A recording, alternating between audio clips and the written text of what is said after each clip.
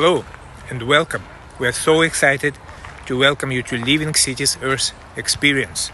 Please enjoy the next few minutes, and we hope that this video and the ideas from our speakers will change your life to the better. Listen carefully. What particularly talks to you? What might have a chance to change your life and lives of people around you? Also, life of your place and our planet. We believe that you, the leaders of positive change, are those who define the future. So let's work together. And thank you for coming.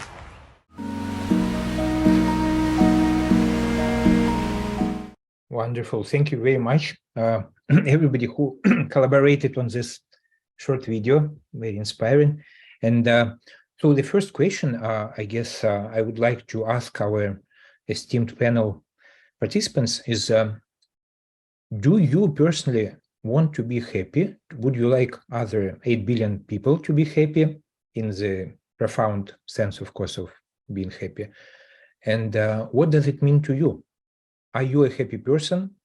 Is your family happy? Before we go to the planetary scale, let's start with ourselves. And if I may, I will take half a minute just to start it off, and then I pass it on to Pavel. And I ask everyone to pass it to the next one. So am I a happy person? 100% yes. So I'm 49 years old. I have lived and sort of worked in many, many different countries. I have an amazing family. Actually, it's my third beloved wife. So I had 3 wives, one after another. And we have wonderful relationship with each one of them. We support each other. And so I feel that family is part of this happiness. The second one is definitely the prior generations also was very lucky in this respect, and we keep in touch and support each other, etc. But I also feel very much connected with the broader world, different cultures, the different forms of life, the nature. So to sum it up, I feel that talking about, I have a right to talk about happiness. I guess that's my point. Talking about happy cities, are we happy people? Are we happy families? Are we happy communities? So definitely I'm not ideal. I have a lot of drawbacks and sort of things I should work on, etc. But I feel happy inside. I try, and sort of it works that I create an atmosphere of happiness in my surroundings. And on a global scale, I also feel that what we are doing is very important to me, and I invest my energy, resources, etc., because it's sort of a natural flow of life energy. So I'll stop here and respectfully pass it on to Pavel. Thank you, Lev. And we discussed earlier that there are 2 types of happiness: the tactical and the strategic happiness. And the tactical happiness is like the surge of emotions that we can experience from time to time, whereas strategic happiness is actually creating conditions for this emotion to be more present in your life, let's say. And this is how we self-actualize, how we build up relations, everything. And if I think, am I happy? Yes, I'm very happy on many accounts, even though, let's say, the last year and a half, because of all the situations that were happening in 2022 in Russia, Ukraine, and Europe, made my life very uncertain. Like I don't have a home right now. The family is also moving out of Russia. So it's a process, but a process that I think is strategically also enjoyable, because it opens up to many new beautiful possibilities, learning more things. And I think that even in situations that people can find desperate sometimes, we can discover opportunity for happiness. And I think it's more the attitude. How do we perceive things? Less and more and less the actual physical conditions and so on. I think the happiness is first of all the product of our own perception of reality. And I will pass now to Ferial. So for me, the question would be, firstly, do I want to be happy? Absolutely. I think life without being happy is just a horrible, horrible existence, right? And then I want to agree absolutely with what Pavel said about it is a choice. So am I happy? Absolutely. So does my world have challenges in it?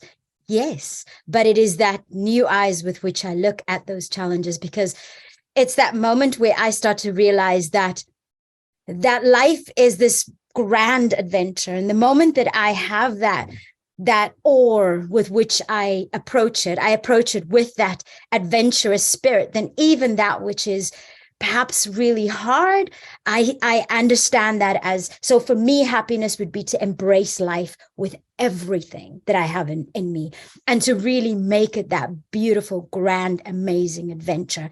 And it does include things like what Liv had described. It includes family, friends, community, being able to express myself fully. And then I'd say one other thing, I'd talk about that connection with nature and the connection with everything around me. But there's one thing for me, having been born in apartheid South Africa, I think the idea of freedom. And that's the beautiful thing that adventure speaks to me of. So freedom for me is also that idea of really, truly being able to express ourselves and write our part of this beautiful human story.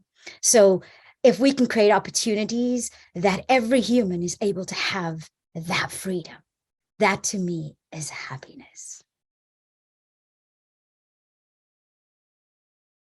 Thank you, Ferial.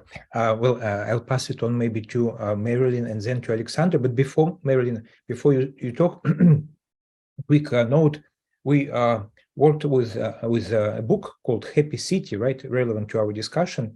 And to what Ferial has mentioned, the freedom, it's actually is considered to be a cornerstone part, the freedom to live in a city, to the freedom in terms of mobility, social mobility, physical transportation mobility, many other things. Without freedom, people just don't feel happy. That's interesting. So we'll come back to this. But Marilyn, on to you. Thanks, Lev. And Ferial, you really remind me of something that I chose very early in my life, and that was to choose adventure over stuff. And so that was always something that attracted me. And because of that, and I have a basically optimistic personality. So there's just a spirit in me that is always looking for the best in things and expects the best. And I would say has experienced the best. I feel very privileged. I live in Findhorn Eco Village in Northern Scotland. So when I listen to Pavel share about what I've been observing over the last year in Europe, which has really struck my heart, because the first thing I thought of when I saw the war start and there were 7 million immigrants, I thought, whoa, that's going to change every city in Europe.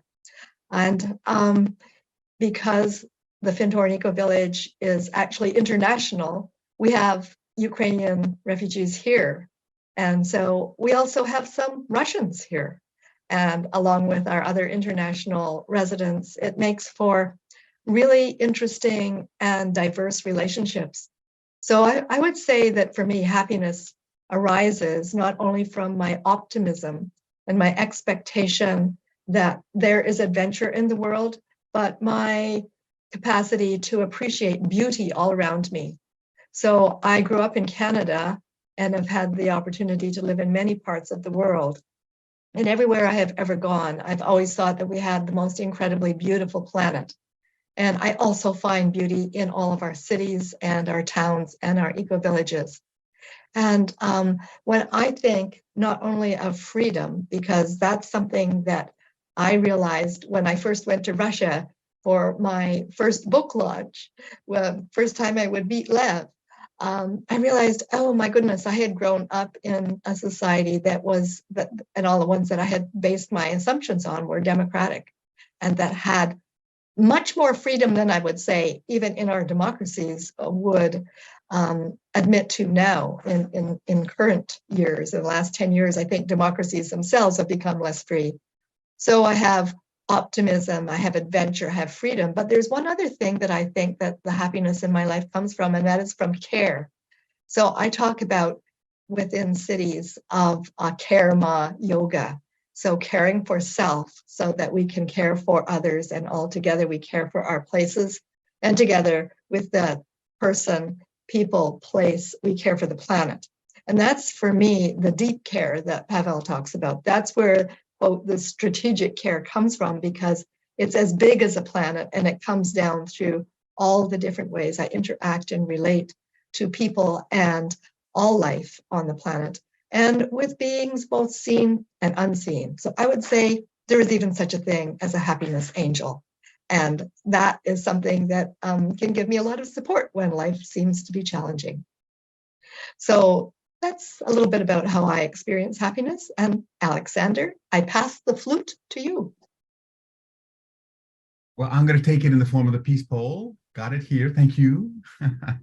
Look at this. We get passed from northern Scotland to southern South America, where I am in Buenos Aires. It's here we are. This is the interconnectedness of our interbeing.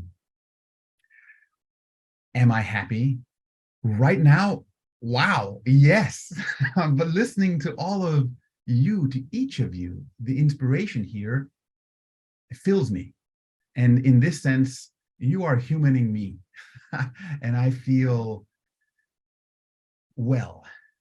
So that's wonderful. Picking up on some of the things that you were saying, which was just so rich. Care, as Marilyn was just saying, care. And this is what we can do with each other, with ourselves, with nature. We can care for our ancestors and for future generations. We can care for our spirit. This care, I sometimes was during the whole coronavirus pandemic, I was thinking we need the karuna virus. And karuna, from the Hindi expression, has to do with compassion and mercy and care and love. And so this, I think, for me is about, well, Ferial was touching on that. I mean, just listening to Ferial, looking at her, you get the exuberance. I mean, exuberance. This is happiness. It doesn't have to be all the time the ecstaticness of this, but it has to do for me with this continuum of being. And there's a continuum. How can we always move that continuum further up? If we're in ecstatic exuberance, it's tiring to do that all the time. I don't want to be there all the time. I want the ups and the downs, but I would like on the whole to be able to have this be something that is life supporting, future creating, and opportunity increasing. That is enlivening. So we're talking about happy cities and living cities. How do we have those places that curate, that are greenhouses in the good sense for this kind of well-being, being well together, being able to human well? So for me, there's this spectrum. You can think about, I like to put it on the spectrum of happiness and misery. Okay, so the two ends of the spectrum, I think. And I think it's much more useful to think in these terms than to think what we often do in terms of eradicating poverty or seeking to have wealth. Wealth and poverty are not as powerful a spectrum to think about in cities or in life as happiness and misery. Because people are, it was Bob Marley who said, some people are so wealthy that all they have is money. Sorry, some people are so poor, that all they have is money. Well, right? And then there are other people who live very frugally, but are very connected and very happy. So it's not, so this is the question for me. It's about thriving, about flourishing. And I think some indicators for me is how well connected are we to each other, to ourselves, to nature, to our ancestors, to future generations? How well connected are we? And if we're in cities, we can be either very well connected because of the density of human interaction and indeed also nature, or we can be very disconnected. There are so many situations in cities where we can be in our home, do everything via, order our food via the internet, never go out, basically. It's a kind of connection which ironically, through the internet connection, makes us also disconnected. How do we connect along those three levels? I'm going to stop here with just one mention of something that one of our colleagues who would have loved to be here today, but wasn't able to make it, Violeta Bulc from Slovenia. She was Prime Minister, the Deputy Prime Minister of Slovenia, and served as a Minister of Transportation with the European Union. And she talks about three natures: the nature of the world around, the living world, the green world, the the world of the ecosystems and the birds and the trees and the rivers and the water cycles. Then there's nature too, which is our cities, the constructed world, our humanly constructed world. That's also nature, but it's not one that we can plant and grow per se. But it is something we can cultivate and curate with that care that Marilyn was talking about. And then there's nature 3, which is the virtual world, the world of cybernetics, the world, not cybernetics, but cyberspace, excuse me, the world of cyberspace, the world that is now exploring through many dimensions the emergence of artificial intelligence in truly interactive ways. That has its own nature as well, its own natural dimensions of evolution within its own kind of algorithms. How do we relate all these? Which ones connect us to life, to happiness? Which ones disconnect us by connecting us too intently to things that aren't living and aren't human? How do we connect? So I think that is, for me, the key to happiness. And I'll take my flute talking peace pole and pass it back to Lev. Thank you very much, Pavel, Ferriel, Marilyn, and Alexandra for sharing your perspectives. I put together some notes and just want to read them aloud. Family, inner or vertical development, freedom, connection, community, impact, creativity, and some others. So those are the key ideas we just mentioned in our first round, and we have another 35 minutes together. Time flies. We just started, right? And it's almost half of our hour. So if we go, oops, I hope it works. So if we go forward, I wanted to ask the next question, because we are talking about a happy city, right? There is our internal state of mind and state of our heart. We have relations in our immediate sort of home, etc. But then we're also talking about this larger ecosystem, the complex living organism, which city is. So let's go around and share just some of your perspectives on what is a happy city. With all of the things we mentioned, we keep them in mind, but what makes a city, Buenos Aires, or a smaller place in Argentina, or in Brazil, or in Asia, or in Europe, or anywhere in the world, what could make a real city more happy, right? So conditions are different, but how can we influence the level of happiness in the city? And I'll start with myself and then pass it on to Pavel, just to keep the flow. Also try to be very short. So I was editing a Russian translation of this book, Happy City, from Mary knows him very well, Charles Montgomery. He's a Canadian author and sort of journalist. It was an interesting topic initially for me, because my experience of cities was that they're not very happy.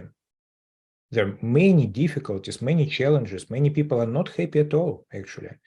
So when the publishing house suggested me to do this work, I initially turned it down. I said, no, I don't believe in happy cities. But then I reconsidered. I read it.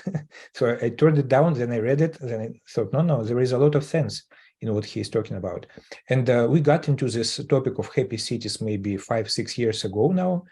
And ever since, we were on a roll, because we discovered that in addition to all the material aspects of happiness, right? The wealth, the nature, which some cities have access to, others don't.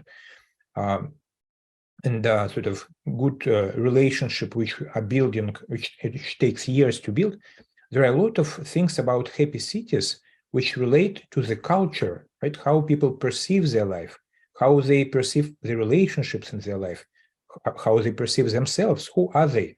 Are they the bodies with the intellect and the passport, or are they sort of the eternal spirit manifested in different forms?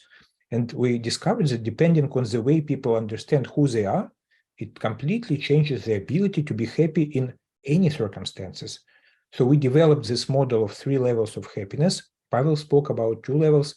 We looked at 3 levels. So the first one is about, we called it happiness of consumption, and it's both material and immaterial consumption. So we could consume, a new car, a new house, a new movie, or it could be a new relationship, or you want to get care and you get to get attention from other people, you still consume. And we found that the happiness of consumption is very unsustainable. It requires a lot of resources to be happy. And it also very fleeing. Sometimes people like you, then they don't like you, right? It could be the same person, and so on and so forth.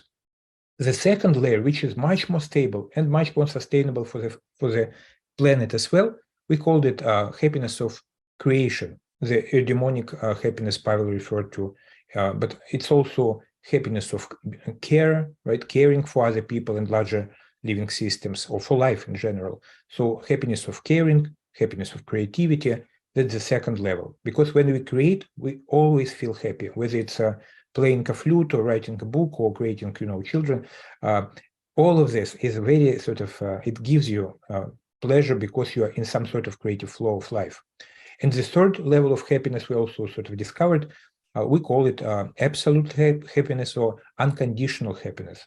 It doesn't depend on any circumstances. What you do, what you believe in, it really is it's a reflection of your state of openness to your sort of nature of your being, who you really are behind all the forms we could see. And when you have this deeper connection, then you can feel happy in any circumstances, in the war zone, in a prison, in a high stress working environment. So we discovered that talking about cities, it's very important to consider all those three levels, because we need to consume food, right? We don't go without food for days or weeks. So consumption is there, but also creation, connection, and care. And finally, we do need to develop this culture of inner growth on a broad scale. So those are some of the points I wanted to bring into the discussion from our group. And we have this global Happy City Lab together with Marilyn, by the way, and a few other people, Shweta and Marina and others, and Anna-Marie. And I pass it on to Pavel. So Pavel, how do you see we can co-create happy cities? So I'm thinking about this question, and I remember this quote by Leo Tolstoy that all happy families are alike, but every unhappy family is unhappy in its own way. Now I want to challenge this. I think that every happy family is unique in its own way, and also every happy city is unique in its own way. There is no recipe that fits all. And I really like your typology, Lev. It's not entirely the same as what I was talking about, the levels of happiness, but I think the ideas of, let's say, different facets of happiness. And by the way, I think when we look at this eudaimonic aspect of happiness, to me, this is very similar to the idea of thriving.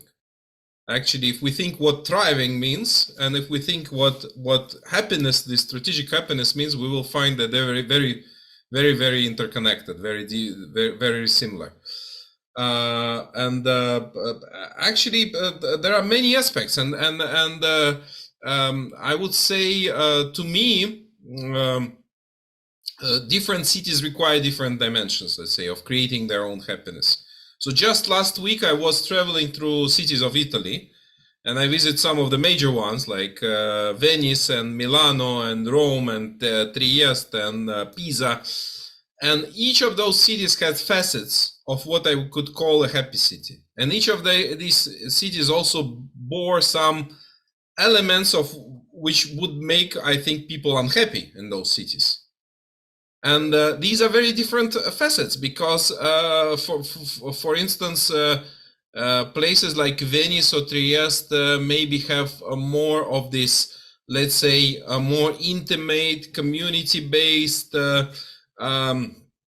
generations-long culture, where this family-like attitude in these communities makes that dimension of happiness, that people are enjoying each other, they spend nice time together. But for example, in other aspects, there is very little vibrancy, there's not enough young people, there is not so much economic development happening in those areas. Milano, the opposite, very vibrant economically, very active, a lot of people moving, but probably under stress in terms of like, can they connect to each other and so on? Like, are they happy with surrounding? Is there enough green areas and so on? So different facets. And I think I really like this multidimensional thriving idea, that we need to look into this inner thriving, interpersonal thriving, intergenerational thriving, thriving together with other species, and so on. So these different facets that we need to look into and see where is the deficiencies, and look into how can we move to more comprehensive happiness, to connect, to really see that there are all aspects of this holistic well-being that we need to cultivate. So I think it's actually more of a framework that we need to look into, and we need to see how this framework for different cities may mean different things, different stories, and different unique combinations that they can cultivate. And I think I pass to Ferial now. Okay, beautiful. So I loved what you had said, Pavel. And the thing for me, that when I think of happiness, right, I think of, well, firstly, I want to talk about, I'm going to lean a little bit into your strategic happiness, and then it providing a space for us to have the feeling of happiness. So I think of love when I'm thinking of this, right? And I think of how hard humans have pursued that feeling of love, right? And particularly that romantic love and the investment that we have made into, I mean, so much of what we're about is to find this, right? And we've gone to find it in various crazy ways, but it is still not producing the feeling that we really want. And so I'm thinking of it like from the perspective of what is beneath that we're searching for, right? So when I look to Nature One, as Alexander would say, I look to Nature One and I see Nature One seems to portray this as an incredible balance. And so for me, it is really perhaps going back to who we are, how we function, in the sense of back to your strategic happiness, as in, is there a way that we design how we get to that happiness, or we approach that happiness in a very different way. I like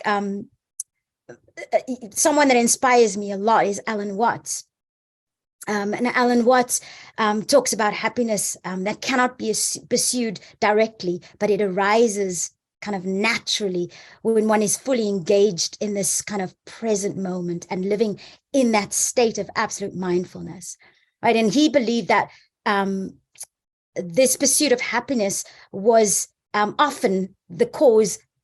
Actually, this thing that we were trying to find sometimes caused or actually produced unhappiness, right? As people were so kind of overwhelmed with that pursuit. And so for me, it's like back to perhaps looking at within ourselves, there's something of a presencing.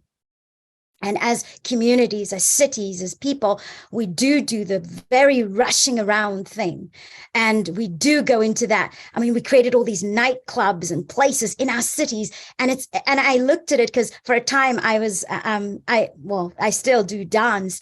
I do the Latin dances, and I would go into these places and I would see these young people coming because they're searching for that happiness, that moment. And they would do many things, whether it be substance abuse or whether it be all kinds of things and we see this kind of rife in our cities, right, of seeking for that feeling.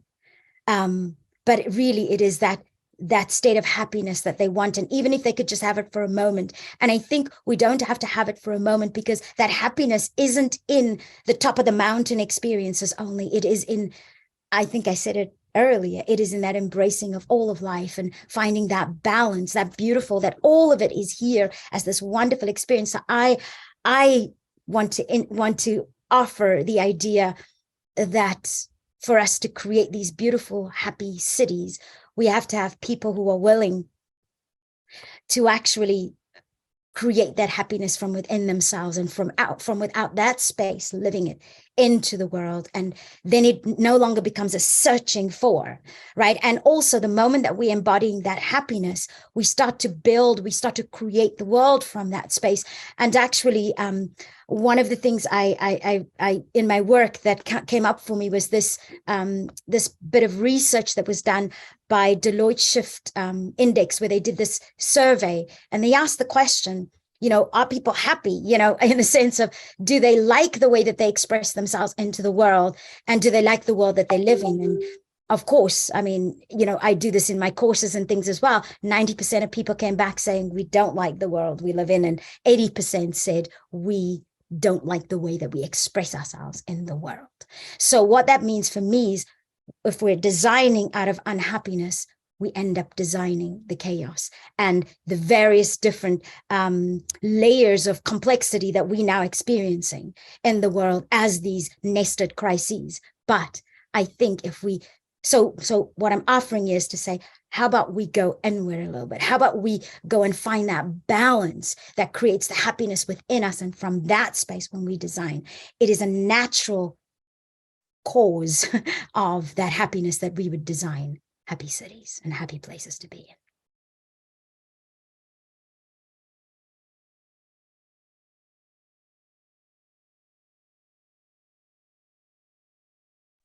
Marilyn. I hand my stick to Marilyn. Is Marilyn? There we go. I was just going to intuitively pick it up, Ferial. Thank you. So Lev asked us, working with real cities, is it possible to make them more happy? And one of the ways that I start to interact with cities is I invite in what I call the 4 voices of the city. So the 4 voices of the city include the citizens, the civic managers, the business innovators, and the third sector. And for me, this is getting the whole system in the room. And it's possible when we invite in these 4 voices to have a very interesting dialogue. And the dialogue's very simple. I simply structure it around several questions. The first one is, if we want to consider happiness, it could be, it could be considering the economy, or it could be considering any other theme, but let's consider happiness. I ask everyone to, sitting in the circle, what is working around here? What makes you happy? And let that be the first or second cycle of the dialogue. And so people learn from each other what makes them happy, as similar way that we're experiencing here. Then the next round is, and what's not working around here? So just leaving it kind of open for people to say what's not working as far as happiness goes for them. And then the third round is to invite them to imagine if it was a more happy city, or a completely happy city, or a completely thriving or well-being city, what would that look like? And so by the time we have these 3 questions in the dialogue circle, the group has discovered a lot of the essence of who is in that city. And then we can go back to what they've imagined in envisioning more happiness in the city and ask about what wants to happen next.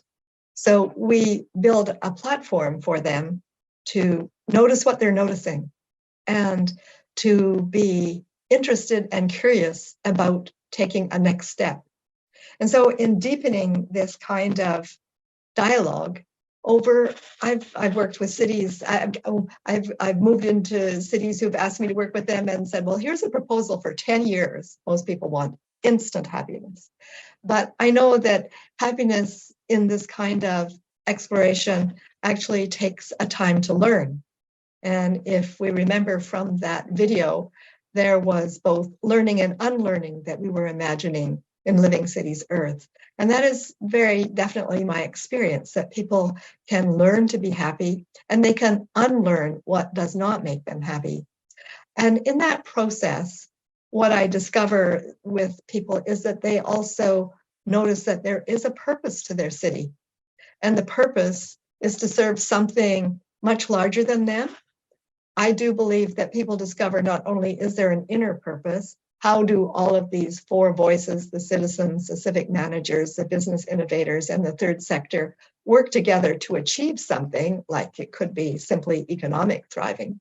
But really, I believe that Gaia has created cities where she wants to evolve them, and that every city is in service to Gaia, is in purpose to Gaia. And when people discover that through their own storytelling, because this form of dialogue engagement inevitably calls forth the stories from people's real lives. So I think that this kind of opening of the heart and spirit chakra, if you will, allows people to connect in different ways and makes a very powerful platform or a scaffold even for happiness to emerge. So those are some of the ways that I look for happiness in cities, just through the evidence, if you will, of the storytelling, and also the discovery of the intention that we can be of service to something that's greater to ourselves. And that, I think, is the feedback loop to these more complex ways of framing happiness, whether you think of what Lev shared with us or Pavel. I think that's what happens, is the feedback loop amplifies that, and so that you can grow the happiness in the city. So thank you, and I will pass this flute over to Alexander. Thank you, Marilyn. Just wanted to do a quick check here with Lev, who it was, are you okay, Lev? I know that you had wanted to possibly head out, but it looks like you have a babe in arms. We switched. My wife has taken our elder daughter to kindergarten, and we're doing the Wonderful. local. I stay here with the computer. Okay, wonderful. Well, good. You are Lev +1. Excellent. Well, picking up on some of these themes, you know, how do we, the question of what makes a happy city, and how do we human well together, right? How does this come out together? What are the conditions? How do we move to, what does it mean to do that together? And I like some of the things, I like everything that everyone was saying, but one of the things that Marilyn was talking about is how do we create this in a dialogic exploration? How do we do this in conversation? This conversation is something that we need to have. And we need to have this also in ways that Fariel was talking about with ourselves. You know, do we have a healthy conversation with ourselves? And what do we say to ourselves when we're looking in the mirror? We say, oh, what an idiot you are. Why did you do that? That can be very hard talk. How do we do this in ways which are loving, like Fariel was saying, which bring forward our highest potential? This conversation is one we have with ourselves, with each other, as Pavel was saying, with so many different dimensions of being and interbeing, with nature, with animals, even with future generations, because we are, as a colleague of ours, of Fariel's and mine, this Yen would say, we are future ancestors. We are ancestors in training now, right? So how are we in that conversation with our, with those who will see us this way?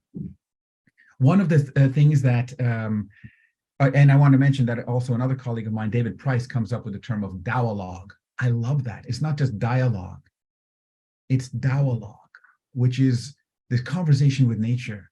It's a listen. It's more than talking. It's a listening conversation. It's one where you are being spoken by your attention to nature, to each other. It's really an engagement. Joanna Macy has this beautiful approach called the Council of All Beings. Wonderful. And when you sit in the Council of All Beings, you take on some aspect of your lived environment. There are no humans present. You take on, either you are a fox, or you are the water cycle, or you are maybe a river in particular. You can be a tree, you can be anything, but you bring a message to the humans in the Council of All Beings. What do we need to hear? How can we stand outside of our own chatter and listen? And I think this is also something about that's very key for cities, because one of the things that often we find in cities, particularly in metropolis and megalopolis like Buenos Aires, is that there's a rat race. We end up being the rats on the wheel and running to our job. We commute like heck to be able to get to our job, to work like heck, to be able to pay for the car that we have to use to commute, to be able to work overtime on the week. Where's our life? What happened? So it's rush, rush. And there is a movement called slow cities. Marilyn was kind of talking about what time does it take? How do we live in that way which slows it down? Slow cities mean that there's a corner grocer. You can walk to them. There are places where you can walk on the streets without cars. You can walk around to most of the things you need, the grocer, all shopping things, and so on, community activities. How can you do that in cities that bring us together to human well? And so for me, the final thing I want to share here is the frameworks of flourishing containers that give rise to thriving beings. So I like to look at it that way, because flourishing and thriving are often used almost in competition with each other as terms, and they really go together. And I like to think of an ecosystem that is flourishing, or a city that is flourishing. People can thrive in that. People thrive in those kind of conditions. And at the same time, when people are thriving in the ways that Ferial was talking about, and that Pavel was saying, that it's not conditional on your external environment, you can bring that notion of your happiness with you. Lev, you were talking about this in particular. Then you can give rise to a flourishing community, right? So there's a relationship, this positive feedback relationship. It's not actually, it's a constructive feedback, but it is amplifying. It's a positive feedback as well in systems terms, that creates greater happiness between the thriving of the individuals and the flourishing of the contexts. So how do we do that? The last thing I want to end up is something Pavel also talks about, the difference between utopia and protopia. And when we talk about happiness, that's the goal. We got to be happy. You know what? No, I want to have the protopia, the real life. And we're not going to have cities where everything is just a utopia and everything is great. So how do we live with that as well? It reminds me of this short story for Esme, With Love and Squalor by J.D. Salinger. With Love and Squalor, life has that, it has the grit in it. It's not just all roses and cotton candy. I don't know what else we would like to put there, but the point is, we have to take the whole flower, the rose with its beautiful part and the thorns. That's what makes it beautiful, and that's what makes us alive. How do we learn to dance with all of that together? Happiness is in both and I would like to take a moment, if I may, to invite to speak with us here one of our friends who are now on Zoom with her camera on. And this is Chantal Garneau. And she is the municipal councillor of the town of Halton Hills in the Greater Toronto area of Canada. And so she is working exactly with creating living environments. Chantal, if Lev is okay, I would invite Chantal to say a few words. Hi, thank you, Alexander, and thank you everyone for putting together this conference and inviting me to be here today. Yeah, so I was making some notes as everyone was speaking and sort of thinking about what do I think a happy city, what's involved in that. And the first thing that came to me was a sense of belonging and a sense of contributing. So looking at who calls this community home, who lives here, and including like the rivers and the forests and the birds and the wildlife and the people and the businesses and the community services. And then wondering, are there systems in place so that everyone has a sense of belonging? You know, where are the obstacles and identifying where do people not feel like they belong? Or where are the barriers to belonging? And then working towards minimizing those barriers and removing them so that more people, and I'm saying people, but I mean all the elements, can have that felt sense and can share and contribute in their own ways. Here, our community is largely suburban, and so there's really who belongs in my community right now is really landowners. People of a certain economic bracket can purchase homes here. There's not really room for young people or people who are transitioning through life, who like doing things in the evenings. So we have very much a bedroom community here. So there are a lot of people who would not feel like they belong in this community and tend to leave. So we see a lot of people when they reach their 20s, they migrate out of our community to go to bigger cities or places where there is more diversity in terms of activities and interest. And so I agree with Pavel where he was saying that not every city is going to be a happy space for everybody, because everybody has different needs and wants and experiences. So, and we see that. So on town council, there might be a project that comes forward and so much of the community is like, this is the best thing for our community. We really need this. And then another half are like, no, this is the worst thing for a community. We really don't want this. And it's fascinating to witness that and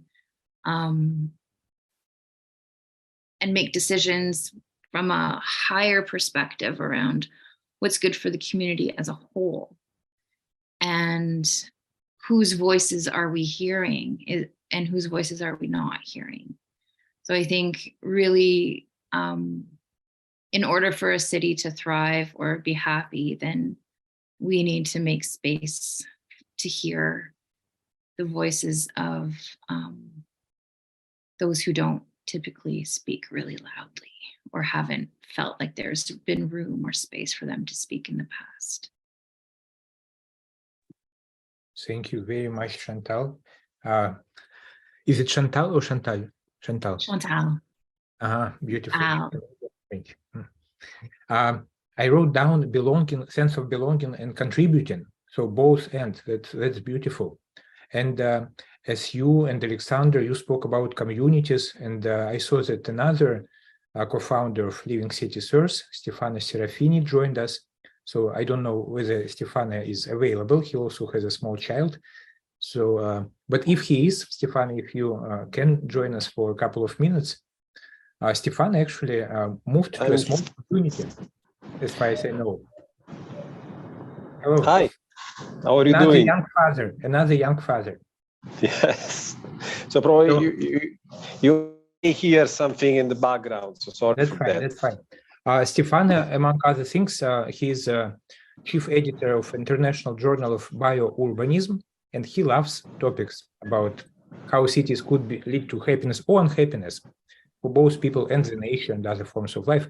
So, Stefano, if you could share maybe a couple of minutes, what does it mean a happy city to you? But even more importantly, how do we create more happiness in the cities in the real world, in all those 10,000 cities on our planet? Well, I was listening to the wisdom you were spreading your discourse. I listened to very interesting notes. I would like only to add one thing that's been already remarked, by the way. So that's the city is communal effort. It used to be. I'm a middle-aged man, but I've always been a man from the Middle Age. So in the Middle Age, especially in Italy, we have the cities where communities.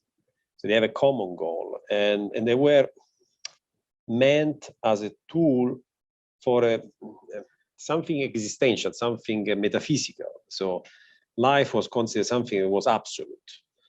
Nowadays, this conception has been lost, and cities are mostly machines for producing growth in economic terms, not growth of happiness. The only danger when we talk, oh, lovely, when we talk of happiness, many people tend to mud the water, considering happiness like the ability to consume more, not to have this kind of life that is presented to everybody as a model, but that doesn't produce happiness. So we should rather restore this idea that we have to refound the cities in the sense of communities where people can become who they are. Because happiness, there is no happiness without putting to act what we are in potency. And this is more and more difficult nowadays. There is a chance that we can do that individually. So when we speak about, for example, meditation, the ability to get in touch and connect with the universe, with nature, etc., this is true, but we are social creature. So we cannot save ourselves alone. By nature, we need to be happy with other people happy around us. And that cannot be only our family. We need an happy community for being happy ourselves. And this is I think, the most important challenge that cities represent. Possibly, this is not possible in huge cities because of dimension or scale, except that the city may have inside little neighbors or area or communities, etc. So I really believe that the future in that direction is for small and middle cities, where you can have a commonality of project, a commonality of ideals, a commonality of existential goals. That's it. Thank you very much, Stefano. And as we come into the closure of our discussion, I suggest we go the final round, and we can take another 5-7 minutes, so maybe 1 minute each, more or less. And I would ask you actually, because I'm trying to connect our ideas with day-to-day life, and Marilyn, thank you very much. You brought a very real situation of how you bring together all those voices in a city to consider where we are today, where we want to be, and how we go there. So maybe you have answered this question to some extent, but still, I would love to hear everyone's perspective. If you were the city leader, whatever it is, city government leader or business leader with a lot of influence, or maybe a very active citizen who has power to coalesce, to bring people together, inspire, etc. So what would be your 3 steps this year, if you listen to us, for example, from some city, what would be your 3 steps to do in 2023 to really increase significantly the level of happiness in your particular city? And I will pass to Pavel and will join as the last one. Thank you. It will be interesting to answer because I need to understand which city to model. Very different answers depending on global south, global north, what kind of conditions. But I think whatever region is, one of the things to make sure there is a dialogue. So dialogue with the city. You cannot just, you cannot make city happy. You can co-create happiness with the city.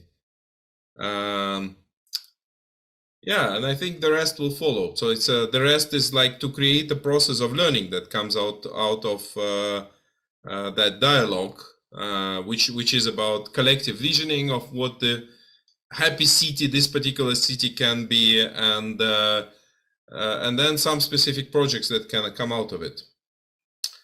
Yeah, and I will pass to Ferial. Lev disappeared. He's like he didn't answer this one. Look at him. He didn't answer it. Yeah, you didn't answer that one, Lev. But yeah, mine would be really tacking on to what you said, Pavel, about dialogue. I think this is probably like pivotal. So I would implement, I like the idea. I remember I come from Scotland, and in Edinburgh, it was the kind of where the Enlightenment, where they sat in cafes and they talked and they dialogued, and I would reinvent that. And what I mean by this is I hope to do so. Actually, I want to call it Scotland Makes Sense. But the idea is to really talk to one another and I think what Marilyn said, on every level, government level, people that are living on the streets, and and so how do you find these people to talk to one another about what they see as a vision for their city and for what happiness is, and how do we then attain that? Because Chantal said it's not the same for every city and every place, and Pavel said that too. So it's a case of finding it for that place, which means those people have to talk to one another and negotiate this. And so the other thing I'd also do is focus on education, and I'd really focus on education that is not, because we're already doing okay when it comes to IQ. I want to kind of focus the education more on the EQ side of it and go, right, can we start with our children? Because they're these next level of thinkers, the next level of leaders. And I would say, can we begin to really develop that evolutionary thinking inside of them, not just as a tack on like it is for us, but as a very integral part of who they are, as how they develop. So those would probably be my ways in which I would, hopefully see that this happy city hopefully comes to life. And I pass my stick to Marilyn. Thank you, Ferial. So I'm going to build on the increasing momentum that Pavel and Ferial have indicated for dialogue. So I would bring together, first of all, the 4 voices, because I do believe that's universal. I think it's transcultural.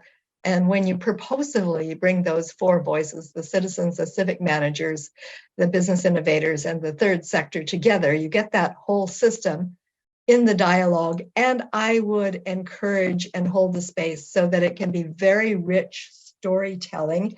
I have a colleague in Edinburgh, Ferial, who would want it to be conviviality. So I would probably feed those people when they were before they were in the dialogue, because that is a way that people always connect with each other. And I also would encourage them in their storytelling to notice what wants to happen next and see if we could discover an early win. So instead of trying to do the whole purpose, the grand purpose all at once, what is something that people could work together to increase their happiness, because they would have another feedback loop if they could create an early win that showed them something they wanted they could accomplish. So that's what I would do. And I will pass over the flute again to Maestro Alexander. The virtual flute. Thank you, Marilyn. Thank you, Lev. Thank you, Pavel. Thank you, Ferial. Thank you, Chantal. Thank you, everyone who's here. Stefano. Well, yeah, indeed, it's making me think, this little round of thank yous, about the fact that we're a virtual city right here. What does that mean? What is, when we go to, that comes to nature 3, right? I mentioned those 3 natures. What does it mean when we're in this way, in this process? But that's for another moment. I have to go back to the question that Lev asked. And so what would I do? First, what comes to mind is, how do we create the conditions, and Stefano spoke to this a little bit, so that people are not really oppressed. They're not constrained. They are empowered, enlivened, happiness, living cities, integral cities. Right? So how do we create those conditions? And Pavel was talking about how you don't just go ahead and create this living city by design in this way, but you can create the conditions, curate those conditions like a gardener in a way that can give rise to this flourishing of a city. How do we garden along these levels, along the 4 conversations that Marilyn was talking about? And I think that is key. So having greater conversation points, spaces, places. Here in Buenos Aires, in Argentina, I was amazed, for example, at the degree to which everyone came together and was so happy. It was so exciting. It was a little scary almost when you're out in the streets after the World Cup, right? Just want to remind everyone that Argentina won the World Cup. Just saying that again, because very important. But so after that in soccer, we had that game, everyone's out in the streets. It was insane in a good way, that euphoria. And everyone's together. It doesn't matter who you are, you're all from here and you're all celebrating. Very soon we're coming up on the elections here. And it's going to be us versus them again within the city. And this person and that neighbor and us and them. And it's going to be, don't we remember when we were out all together? How do we do those things that help us remember? And I put a dash there because it's about bringing our membership back in, remembering ourselves and each other. And I think, yes, in nature 1, nature 2, nature 3, it's dialogue, it's storytelling, it's breaking bread together. like Marilyn was saying, having good food where people can sit together and be nourished by each other. Their sharing of bread. Sharing helps break down the us and them. And frankly, dancing together. I mean, we're dancing with nature, dancing with each other, doing things that are not just the dialogue, rational talk to each other. Now we got to talk, we get into politics all of a sudden, and we get into touchy topics, and then we start getting divides again. How do we create that trust where we see each other as nature? We see ourselves together. And with that, I'm going, can I pass, are we still doing okay? Can I pass it to Chantal? Right. Okay, the peace poll gets passed to you, Chantal. Thank you. I was going to say community celebrations. So finding something, so in my community, we have the Credit River flows through, and so organizing celebrations where people can come to the river and connect. And like Alexander was saying, the shared, like, what do we have in common, and how can we start celebrating that and meeting around those common, like what we love about our community that we all have in common. And then there's all the little things that we're like, oh, I don't like this part or that part. But rather than focusing in on those, focus first on what do we have in common, and what can we celebrate together. And then from that celebration and that sense of belonging to that bigger community, then next layers can come through from a creative space, rather than from a space of focusing on what we don't like and what we don't have or don't need. So that would be my first step, would be identify some core elements of the community that the community already has a lot of pride or connection to. And then the next step would be to find community champions or community groups that are already working with those elements, bring them together, and then facilitate community events. Wow. Celebration, community celebration. Mm-hmm. It's amazing. Thank you very much, Chantal. We're neighbors in a way. I am right now residing nearby Seattle, in between Seattle and Vancouver, so not too far, maybe a few thousand kilometers from you. But what I wanted to mention is that I happened to get here by chance. I just was visiting my sister who lives in Seattle, and somehow, I don't know how, but somehow we're here right now as well. And what's interesting, the small city where we're in, it always felt extremely, extremely alive. And I didn't sort of contribute to it at all outside of my perception.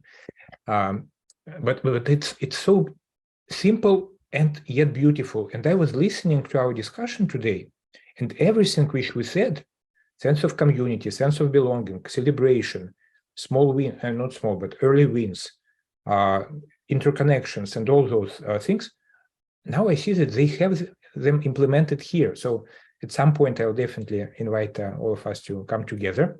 So we visit Marilyn in Scotland, we'll visit Alexandra in Buenos Aires, and I see that Marina has joined us, our next speaker, and Marina is also part of this global family. We plan to have, by the way, all the co-founders of Living Cities Earth will have our summer camp for co-founders in Switzerland, because one of us, Robert Fischer, actually the president of Living Cities Earth Association, he has a beautiful retreat house in the Swiss mountains, and he kindly invited all of the co-founders to come over first days of July and really share in-person experience. So we'll definitely enjoy it all together. And as we have 1 minute left before our next session begins, I would like to thank everyone for very wise and beautiful comments and the energy you brought to the session. And I feel that the task we have ahead, we took this task on us to support, development of 10,000 cities, to make them more fully alive, happy, flourishing, etc., sustainable, of course. And so I invite everybody who is watching us on YouTube, who will watch the recording, to consider your role in this sort of global initiative. Whether you live in a particular city or you take care of a larger region, country, or maybe you think in planetary terms, well, let's think how we can do it together. So thank you very much, everyone who joined in this session. And if you have time and you are interested, the next one will be about the art and science of Happy City. And it will be conducted by Marina Demchenko, who is the first and the only, at least known, advisor to a mayor on happiness. Do you know many advisors to the mayors on happiness? Well, I know one. So Marina, we will start in 1 minute, maybe 1 minute break for everybody to take some water and do some other things. And we start in 1 minute our next session. So thank you very much. See you on a journey. Wow, you have made it. You just watched amazing insights from experts of Living Cities Earth ecosystem. We welcome you to the Living Cities Earth experience and hope that we are going for a long ride as we take care of ourselves, our communities, our cities, and our planet. Thank you and welcome.